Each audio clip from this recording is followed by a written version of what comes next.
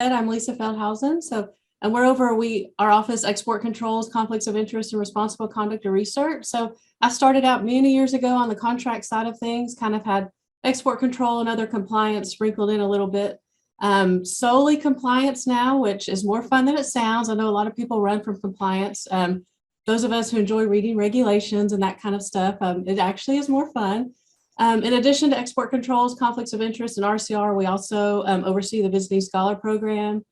We review for national employee requests, and somehow foreign influence has kind of taken over all of that. It kind of combines a lot of that. And so what I'm going to discuss today, I'm going to briefly go over our FCOI and conflict of commitment policies, talk about Huron, our new software package that will kind of combine a lot of that.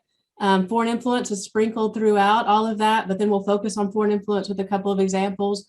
And then I just want to kind of round it out by highlighting just some of the federal sponsor requirements that we're seeing that we haven't seen in years and actually are coming, a lot of that responsibility is coming onto the institution now, which is why you guys are hearing from us more probably than you have in the past. So just kind of want to highlight a few of those changes as well, and then be open for questions. So conflicts of interest, so I'm just going to briefly go over this. This really hasn't changed much since 2011 when we updated the policies to kind of mesh with the new federal requirements. Our reviews of them are significantly different here within the last year or so. But as far as our policy, it's remained relatively unchanged. So this is probably, you guys have probably seen a lot of this already. So what is the financial conflicts of interest? So it's when that financial conflict of interest might risk that personal financial interest to unduly affect your actions. So we don't think that really happens. It's really what we manage on our side is that perception of the risk. So if just the general public might look at that scenario and say, that sure looks like they really did that for the benefit of their company. We know that doesn't really happen. We know you guys don't do that. We just manage that perception. So once we have it managed to the public, we can say we know about it, we took care of it, and hopefully that's the end of it, right? So is a conflict of interest a bad thing? It's not. We've actually had some colleges in the past that have recommended to their researchers, don't start a company or don't do this or that because it's not worth the trouble. And we don't understand where that's coming from because I've probably been doing this now for the conflict of interest piece for over 10 years. And we've never, this isn't a challenge to you guys, but we've never actually seen a conflict that we can't manage. Most of the time, they're very routine things that we do all the time. And our leadership has always been very supportive of that, of startup companies and that kind of thing. So it's absolutely a good thing. If in doubt, disclose it. You won't throw anything at us we probably hadn't already seen, and we can deal with it and manage. So what does it apply to? So this system regulation, the financial conflicts of interest, deals to any sponsored research or research activity. So if you have an agreement that goes through SRS, chances are you've already been into Maestro, you've had to do your disclosure, all that. We require disclosures on all sponsored research projects, whether funded by the feds, the state, industry. Some of you guys, if you came from other universities, some really only enforce that federal requirement, which is just on federal projects. At A&M, we do all sponsored projects. You've got some universities that actually go further and all research. So they're counting internal research, gift, anything like that, which I don't know how we would ever capture here at A&M, so that's really your smaller universities. So just know here at A&M, it hasn't changed since 2011 or 2012. It's just all sponsored research projects. So who does it apply to? So this is what causes a lot of confusion. The feds didn't help us out here when they had that definition of investigators, because in the past we've been accustomed to a principal investigator, co-PI, that kind of thing. So when they threw out a different definition for investigators, it really did confuse things. What they see as an investigator is anyone. They don't care what we call them. They don't care the title. It could be a GAR, a postdoc, a research assistant. They don't care what title we call them. If they're responsible for any aspect of the design, conduct, or reporting of your research, they are an investigator. And so here at A&M, typically we consider that GAR and postdoc and research associates and research assistants, those kind of things. If they're doing research on your project, they're probably investigators, and we're not capturing a lot of those right now. We leave that up to the PI, and that's probably the email you get from SRS that says, please tell me the investigators on your project. And then that's how it's conveyed to us, so we know we capture you. Going forward with Huron, which I'll talk about here in a little bit, we plan on changing that just because we're missing so many investigators right now. So you've been told you're an investigator. What do you have to do? Disclose SFIs. And this kind of was a different tone a few years ago, just disclose your significant financial interest. Now we're telling people, because the feds are really, really looking at this, disclose. We're seeing a lot that's not disclosed. So we've had the feds are reaching out to us and asking about researchers' outside activities, and the researchers have inaccurately certified to us that they have no outside activity or they have no outside financial interest. And so, but the feds have already stumbled across something that proves otherwise. So we're really trying to stress disclose. Identify and manage FCOIs. We help you with that. Once you disclose, if we see something that needs to be managed, we'll reach out to you. We'll work with you. And we try to make it as easy, you know, administrative paperwork's never fun, never easy, but we try to make it as easy as we can. And then training, of course, there's a training for everything. SFI. So what is an SFI? This is my basic definition that covers what we see the most. And basically it's any financial interest received by an investigator or covered family member, which we'll talk about here in a second, and within the preceding 12 months that exceeds $5,000 in value. The key here is that as long as it has to reasonably appear to be related to your institutional responsibilities. This is the copy paste federal definition that's also in our regulation. I'm not going to read it to you. I just wanted you to see kind of how long and fine print it is, but just to summarize. So with regard to a publicly traded or non-publicly traded entity, so that SFI exists if the value of any compensation you receive from that entity in the past 12 months exceeds $5,000. So it doesn't matter if it's a one-time payment of $5,000, doesn't matter if it's 4 or 5 different payments of maybe $1,500. Once you hit that over $5,000 threshold, within that 12 months, it needs to be reported. Intellectual property or royalty. So there's no dollar threshold here. If you're getting IP or royalty, any kind of interest or income from those directly from an outside entity, that doesn't include anything that comes from A&M system. But if it comes directly from an outside entity, it would have to be disclosed. Travel is one I used to get a lot of questions on. Any travel that's reimbursed directly to you, so not reimbursed by A&M, not reimbursed through that NSF project through A&M, those don't need to be disclosed. But any outside entity that reimburses you directly, no dollar threshold here either, that would have to be disclosed. So the feds are really, really looking at this one as well. So they're going to question why that university in Russia maybe is paying for your round trip flight several times a year and why you didn't disclose that. So they're really paying attention to that. Gifts, I rarely see gifts disclosed. The dollar threshold here is $250. Doesn't include gifts from your family members. So Christmas gifts from your spouse or your mom, yeah, you don't need to disclose those. And then the last thing, fiduciary position. So in a for-profit or nonprofit, in the preceding 12 months, if you received any form of compensation or reimbursement for expenses, it doesn't matter how much, doesn't matter what the compensation or reimbursement was for. And that could be if you're an officer, a director, maybe a partner, some other fiduciary position. So covered family members, so everything we just talked about that has to be disclosed applies to interests of a covered family member as well. So you can imagine here at A&M, we do have a lot of spouses that work together, and of course it makes sense. They met in the field of interest they're in, so they research, they have a lot of the same interests. A lot of our disclosures are identical. So we have one investigator and they've disclosed their spouse's investigator. So I wish there was an easier way we could do that, but there's not right now with our systems. And so there's a lot of regurgitation there. But that's a federal requirement. That's not something we just dreamed up because we were bored, I promise. So that's the feds that require that. Just some examples of some SFIs, you know, that petroleum engineering professor who's paid to serve on a board, so they have that fiduciary position, maybe of an oil and gas company.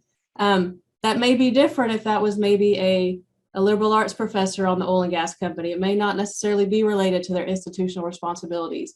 In this case, it probably absolutely is, so that would need to be disclosed.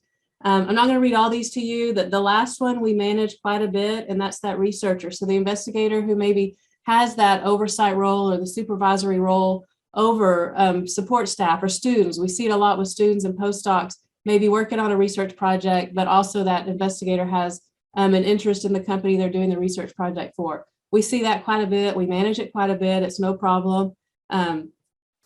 Let's see, we have some more. examples. One, we see the researcher who subcontracts their own company. We see that a lot, especially with SBIRs and STTRs. No problem, we can handle that. The last one, while it is a conflict, it's more really considered nepotism. We handle that as well in our office. It's a much shorter form, thank goodness, right? But real easy, we just route internally. It just kind of puts in place. Some of the feds require that. They require some kind of oversight just to make sure that maybe there's not a conflict with maybe the spouse giving their spouse a little more percentage time or a little more money on that research project over someone else. So we don't think it happens. We just do a little short 1.5 page form we do, and that last half page is really just signatures. So easy form. We do have exclusions, thank goodness. So I just kind of listed the ones I see a lot. I get a lot of questions on. I used to get a lot of the salary paid by a system member. You don't need to put that. If you receive funds from TAMU and AgriLife both, if it's any system member, TTI, we don't need to see any of that. Retirement accounts, I get that question a lot. So as long as it's you don't have direct control over those investment decisions, we don't need to see that. We don't need to see your 401k. I would always rather someone call and ask, because these are all subject to FOIA. We rarely get a FOIA request for these. I know way back when we first started this, we did have some, I always thought this was funny. We had some faculty members who had gone through a couple divorces. They didn't want their ex-spouses to see maybe how much was in their retirement account. They were really afraid that was all subject to FOIA.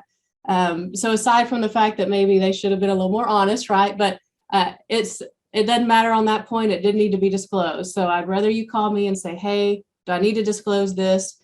Because I'd rather get it right. I'd rather it not be disclosed if we don't need it, because it is subject to FOIA. If it doesn't need to be disclosed, it's no one's business, I don't think. So that travel reimbursed or sponsored by NSF. So whether, and NSF is just an example. I'm not calling out NSF. Most people know the National Science Foundation.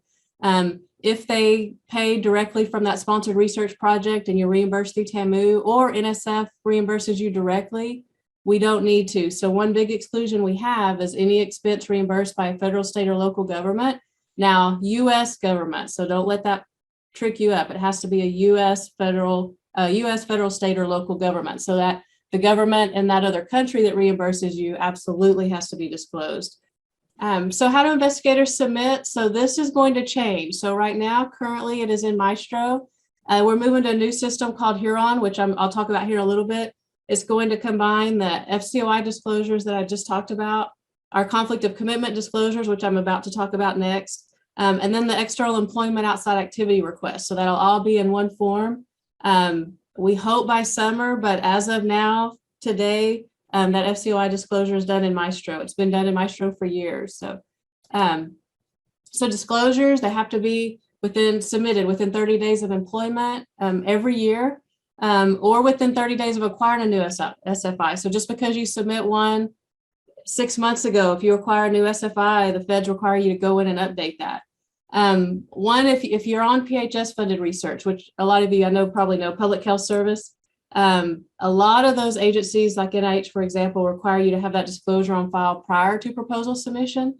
This is one thing that never really made sense to me, because they don't require you to have training. They don't require us to review the disclosure as an institution. They just require that disclosure be on file before that proposal is submitted. So I know you guys, this has kind of been in place for a while. I don't think Maestro will let that proposal go through until you have a disclosure. But if any of you ever wanted to know why, that's why. That's a federal requirement. Kind of how our disclosure reviews changed a little bit with foreign influence. So really, for years, this was sheerly a financial conflict of interest review. We kind of kept export control. All that was separate from our FCOI review. It was sheerly financial. Now, within the last year, with what the feds are really looking at and what research security offices are looking at, now we're required to do an export control review. So if you disclose an SFI with a foreign entity, we're reviewing for export control. We're reviewing for foreign influence to make sure that's an entity that we can do business with. Maybe it's an entity the feds have more restrictions on. So we may reach out to you and just give you a heads up that, hey, I see you're working with these people. Please note you can't do XYZ with them. If you have federal funds, so the feds, which I'll get to at the end, a lot of the feds have put a lot of the requirements that used to be solely on you guys as investigators on the institution. And so now we are having to require that certain disclosures have been made to the feds. If external employment approval is required, we're trying to ensure that's done because we're seeing a lot of that. If we see an SFI that looks like, oh, that would have required the department head or dean maybe to approve that. And we're reaching out with reminders there. So really, it seems like our FCOI review steady from 2011, even before 2011, up until within the last year. And it has really drastically changed right now with the current atmosphere with all around foreign influence. Training, I mentioned briefly, I know a lot of you guys have taken it every 4 years, which I know comes around. It seems like way more often than 4, but it is, and I don't see that changing as of now. So it's been 4 years ever since we've been doing it. Automatically assigned. If we deem you an investigator, it's automatically assigned, so you don't have to go in and try to find it. Conflict of commitment, I'm going to just briefly kind of talk about this, and then before I get into Huron. I know I say new, I probably need to quit saying new because it's been around since January 2020. I just don't know where the last 2 years have been. I don't know how 2 years have gone by already. But just some differences here. So while the FCOI regulations that I just discussed reference actual financial disclosures, and we had many universities that were missing that unpaid commitment that the feds were really focusing on as part of foreign influence.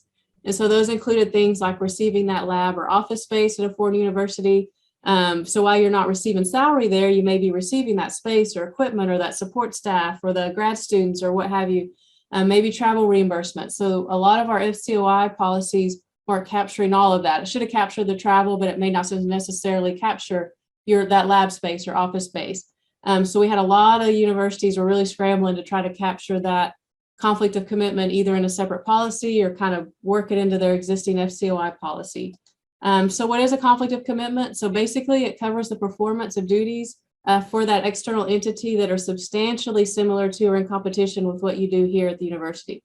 It doesn't matter if you're paid or not, it doesn't matter what your title is. So while FCOI is really focused on investigators, this covers everyone. So covers me, covers probably most everyone on this Zoom.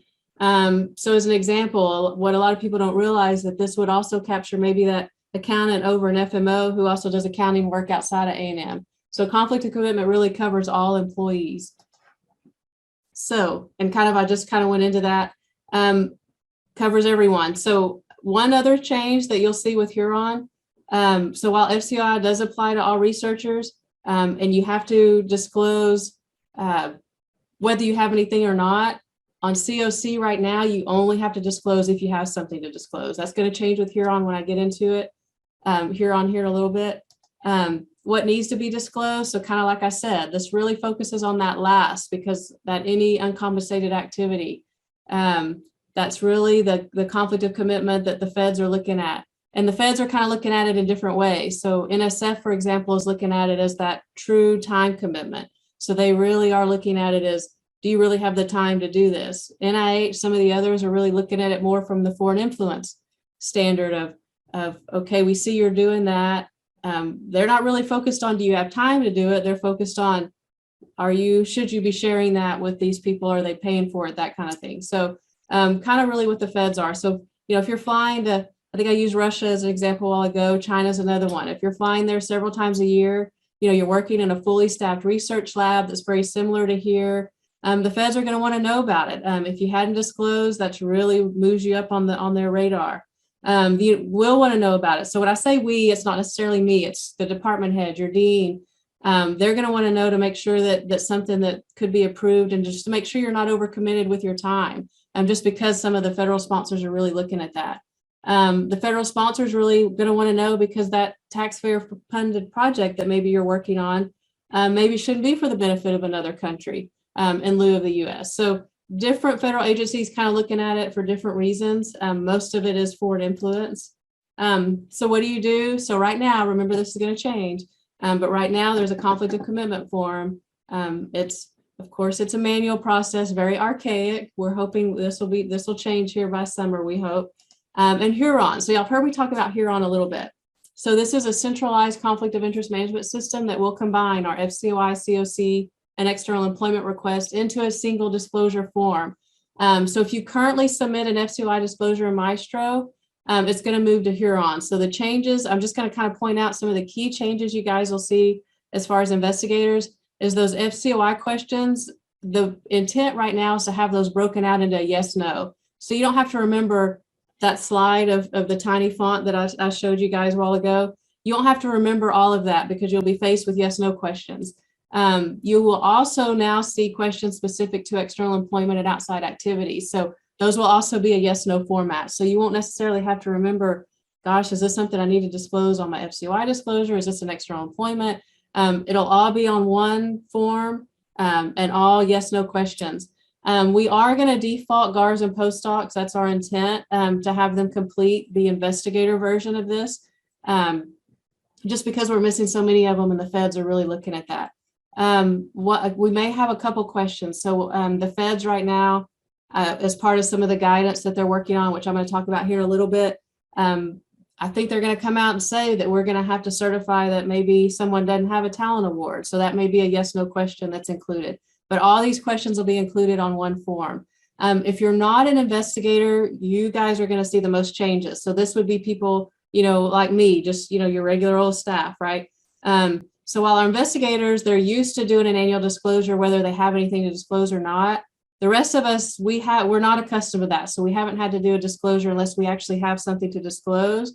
Now we will. So me, for example, I'll have to go in and certify no. Now, since I'm a staff, I'm not going to see the FCOI questions. I'm only going to see the COC and external employment type questions, but that'll be the only difference. I'll still have to go in and actually say, no, I don't have any of these activities. I'm going to do a shameless plug for volunteers, just because we are moving into our testing phase with Huron here pretty soon, and would love to have some of you guys, if you're interested, give us feedback. And so what we would like is, if you're an investigator, we would love you to go in and tell us what you like, what you don't like, what we could do to make it easier. If you're a department head or dean who usually approves external employment, you're in that approval route, we would love to have your feedback to make sure we're getting you what you need. We really hope this is helpful because right now our departments and deans don't see the FCOI disclosures unless we send them to them. With Huron, they'll have access to see they won't have access to see all, but they'll have access to see their department or their college, which may be helpful when they're looking at trying to approve the external employment. So really would love feedback. Please shoot an email if you would love to volunteer. Love to have comments on that.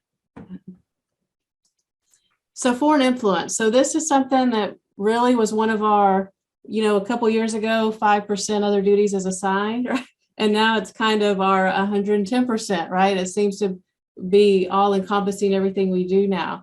And really this is with the feds. I think, a lot of people thought the Biden administration would relax the view on foreign influence, but they've made it clear they won't. They're running full steam ahead with what the Trump administration had done. Federal sponsors are really working to clarify their policies to make it clear. I know a lot of you guys, especially if you have different sponsors, they define things a little bit different. Other supports defined differently here than it is here. And so one of the directives is that they need to kind of have a little more consistency there, which would be helpful for us as well. I talked about foreign talent awards, which is something that's included there where we may have to have certification that yes or no, you have one. And the reason for this is a lot of the terms, I don't know how many of you guys are familiar with those or read about them. But a lot of those awards have terms that directly conflict with your university employment responsibilities. So, they may say things like that foreign entity owns all your IP. And that can't be because A&M or maybe the feds own your IP. You must work at least 9 months a year for that foreign entity. Well, if you're full-time at the university, that's a conflict of commitment. They may require you to set up that mirror lab or mentor those grad students over the grad students here. A lot of those agreements say you can't tell your home institution about that agreement. And so there's that confidentiality. So a lot of that really conflicts. And I think the feds are really looking at that. I'm kind of going to jump into an example. Dr. Charles Lieber, he's kind of our poster child of foreign influence. I don't know how many of you guys have kept up with it. I update in a lot of our export control meetings. So you guys may have already heard, but we do have a new update. But just for those of you who aren't aware of this, he was a Harvard professor, chair of their chemistry and chemical biology department, very well respected, very world renowned. He had received more than $15 million in grant funding from both NIH and DOD over the span of about 10 years. Both NIH and DOD require disclosure of SFIs, including financial support from foreign governments or foreign entities. So starting back in about 2011, Dr. Lieber had signed one of these talent awards that I had talked about just briefly to become a strategic scientist at Wuhan University of Technology in China.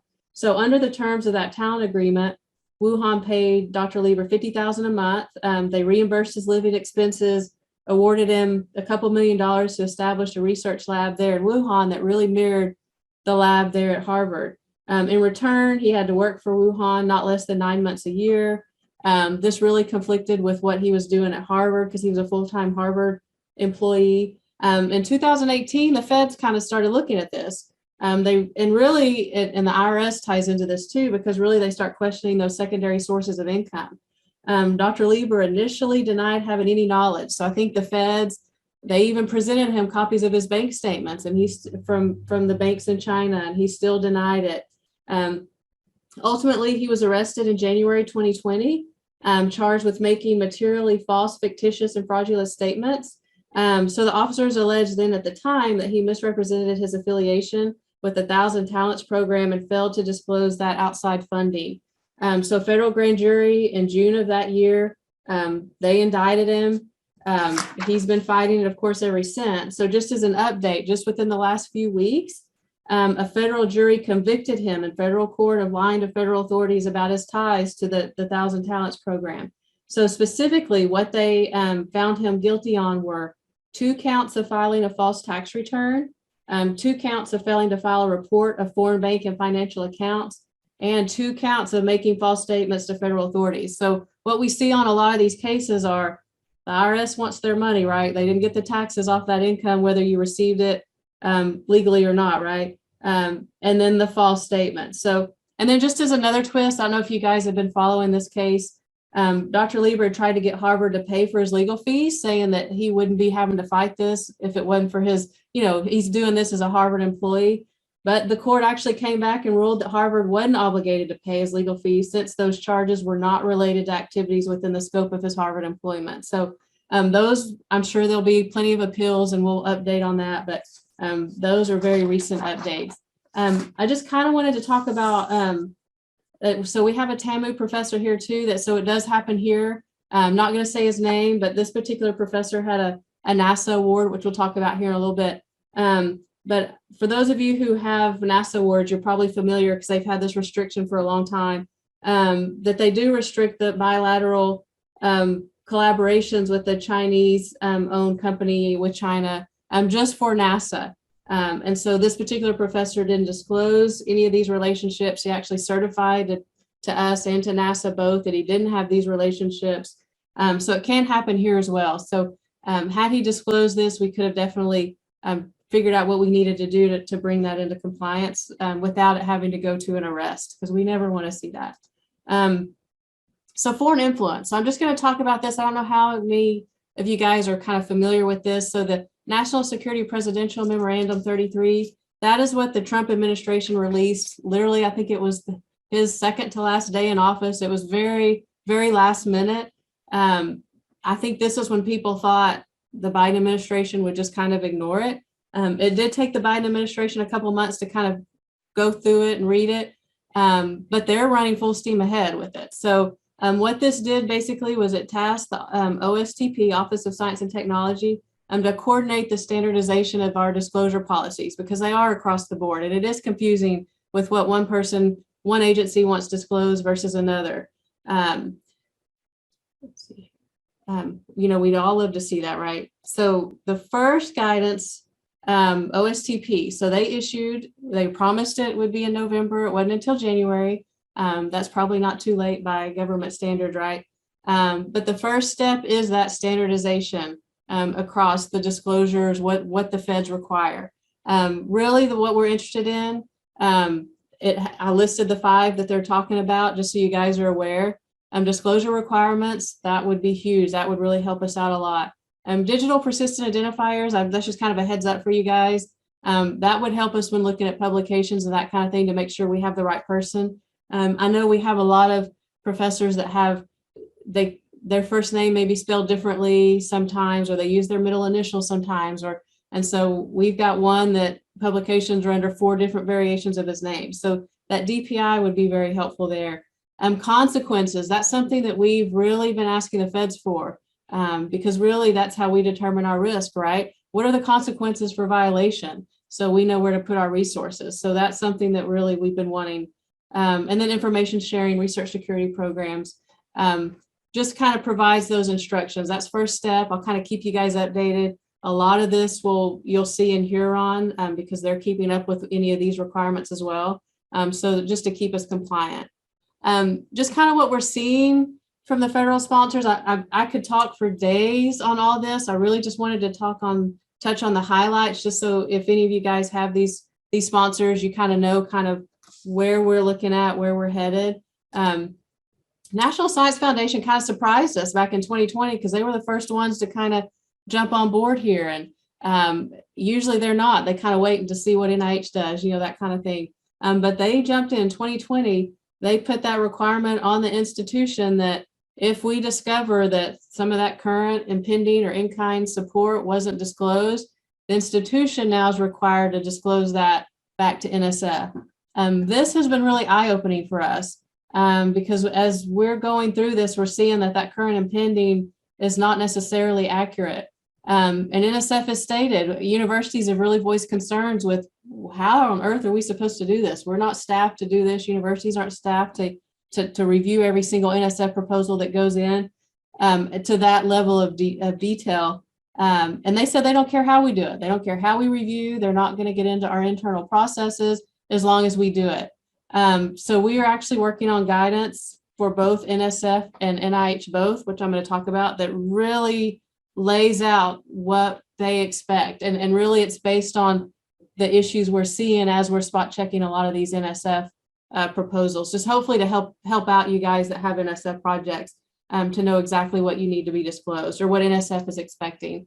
NIH, they did send out a reminder that says, oh, we've always required this. Now they've never really enforced it, but they're saying, oh, this is all, we've never changed. We've always required it. This is nothing new to us.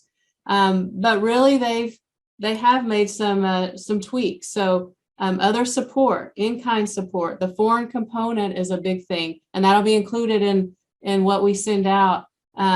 If that project develops a foreign component during the course of the project, then prior NIH approval was required. So we're really going to lay out what we're seeing that's being missed that may be NIH for NIH requirements. But one thing I wanted to point out with NIH, what they're looking at, they're really looking at co-authors. So if you're collaborating with investigators at a foreign site and you anticipate it will result in co-authorship, report that to NIH, whether it be on your RPPR.